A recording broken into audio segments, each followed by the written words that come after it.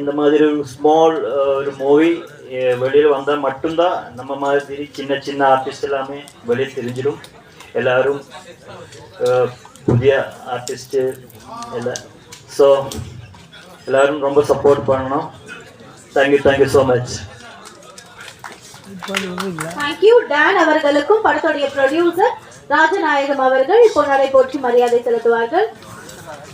Thank you and signing out from Gayatri Kanna and உங்க எல்லாருக்கும் dinner ரெடியா இருக்கு, சோ சாப்பிடலாம். Thank you.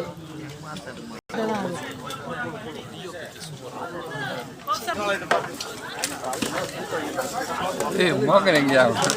Una chile.